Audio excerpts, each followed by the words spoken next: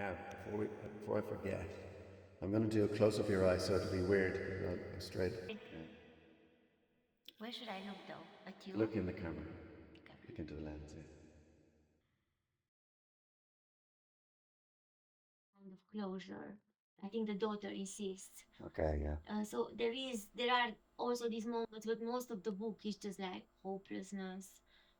Um, yeah, it's Jesus Christ. sad. Well, that's tough. Tough. Yes, A tough read, huh? it is. But then also the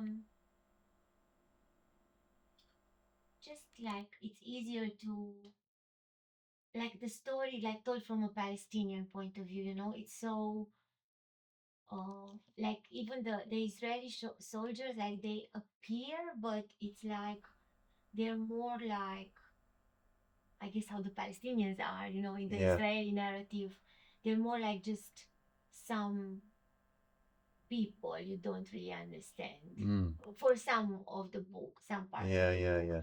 So it's not a lot of focus on them, but rather the Palestinian experience. And then there's this moment really beautiful where she's threatened to be killed by Israeli soldier, but she looks at him and he's really young, like really like Yeah. 18, barely 18 years old, and sweating.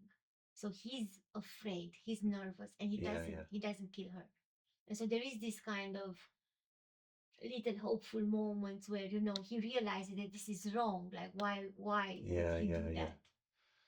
Well, I presume there's hopeful moments like that In in reality. Oh reality. yeah. I mean there is Breaking the Silence, there's this website, an organization which is formed by former Israeli soldiers Yeah. who were brainwashed into thinking Palestinians are all terrorists and you need to, you know, they don't deserve to live and blah, blah, blah. Yeah.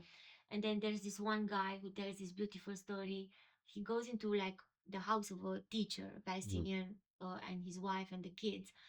And he spends like the whole night talking with the teacher, and the teacher tells him about the history behind what's happening today. And he Yeah. just like he changed, like he gets out of the army and Mm.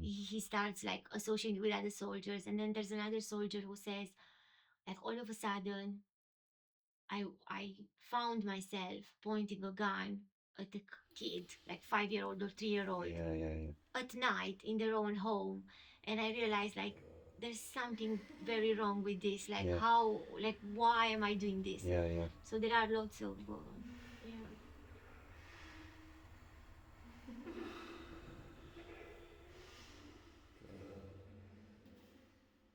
I needed to find some examples, and I was looking as well because it's very hard, you know, to bury this information which is not true as well. Like, you know, that they are all just brainwashed and they do this. Like, okay, but there are many different ways and reasons they do it. Yeah. And individual Exactly, experiences and experiences and psychological makeups. yes, Yeah. or even like when I was researching vegan washing, like there was this woman in the army, in the Israeli army, and she said she was vegan, and she said since I'm vegan, I start to question everything because I realized that, you know, everything we were taught about food is not true. I mean, you can get nutrients from other things and it's not okay to kill animals. And then I started to question more things and and even like the army, she was like, even like the army, like why is there a need for the army? Mm. So It's like well, it's cultural conditioning. exactly, yeah. You just